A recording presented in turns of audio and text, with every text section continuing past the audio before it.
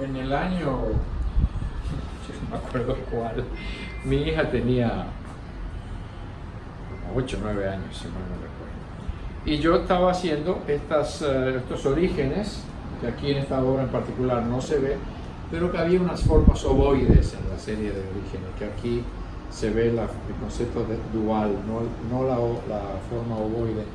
Y mi hija, que estaba a veces en el taller y me veía, un día me sube con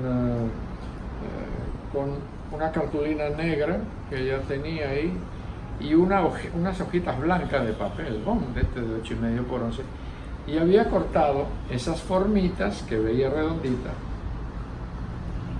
y al cortarlas en una hojita había quedado una parte afuera. Entonces, yo tuve esos momentos que comentábamos ahorita abajo, como de revelación, igual que esta que generó formas primarias, por un aspecto sumamente simple, y era que en ese momento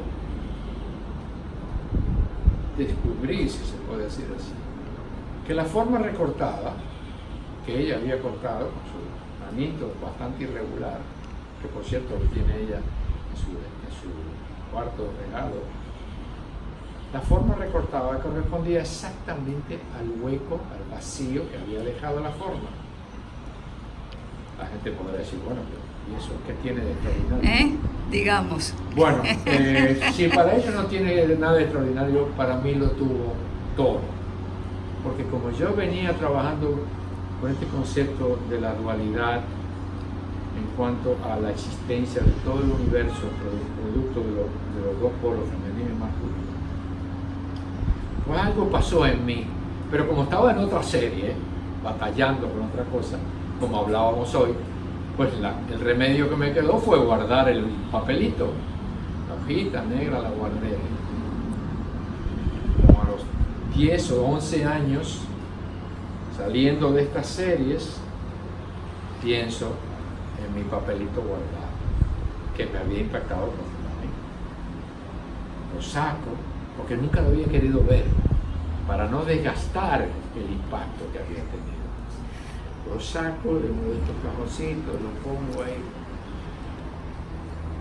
Y ahí comienza la serie, que es la que, con sus consecuencias, la que voy a exhibir en el museo ahora en noviembre, y la que he trabajado durante todos estos años, de forma y vacío.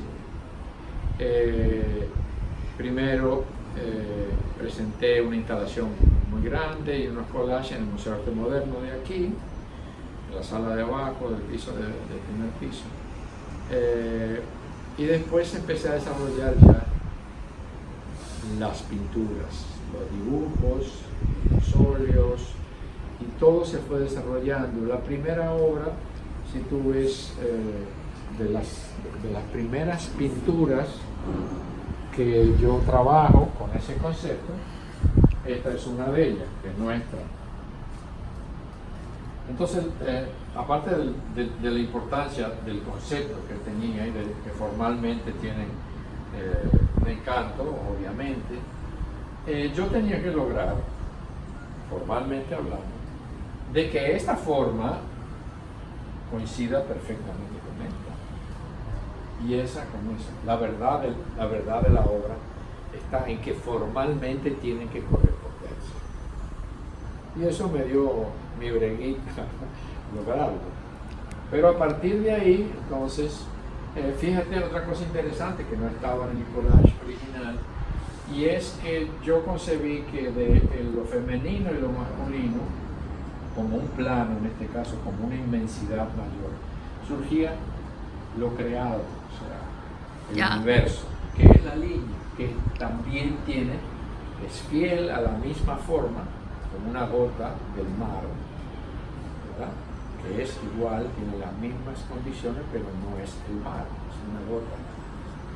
Entonces, eso es para mí la forma creada. Por supuesto, todo un símbolo, ¿verdad? Porque el que ve la obra, esta o aquella, pues lo que va a ver posiblemente, si no está empapado con el contenido y la reflexión de la obra, pues bueno, una obra con lo que lo encuentre, bien revisada, el manejo de esto, aquello, toda la parte formal, pero la parte conceptual es muy importante. Eso se fue desarrollando durante, bueno, la primera exposición fue en el 2013. Entonces, a partir de ese comienzo, de las pinturas, de los dibujos, yo trabajo mucho, además de las telas, que son siempre en formato bastante grande, yo trabajo mucha obra sobre papel. Al seguir la reflexión y la búsqueda de esta serie, se me ocurrió que, como había surgido de un plano, entonces pensé que podía llevar este encuentro que había tenido de forma y vacío a las 3 dimensiones.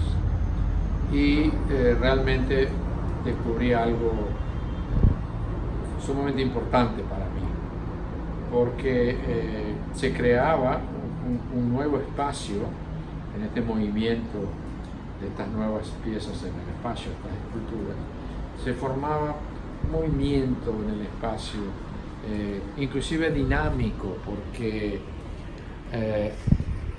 las esculturas, la mayoría de ellas son de 360 grados, entonces tienen esta característica de, a medida de que tú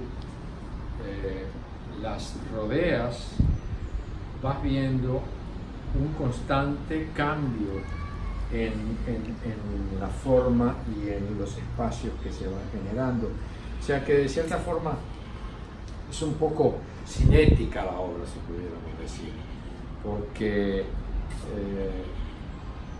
primero el espacio es parte importantísima de la pieza, y segundo, por esa misma razón, se crea una dinámica de diálogo entre el espectador y la escultura muy enriquecedora, porque uno va descubriendo diferentes posibilidades de lectura, que no es así cuando tú tienes una escultura de volumen, que si bien tú la puedes leer, pero el espacio no interviene. La escultura cerrada de volumen tiene sus características y sus maravillosos logros, pero esto es algo que ocurre de forma diferente. El crearlo también,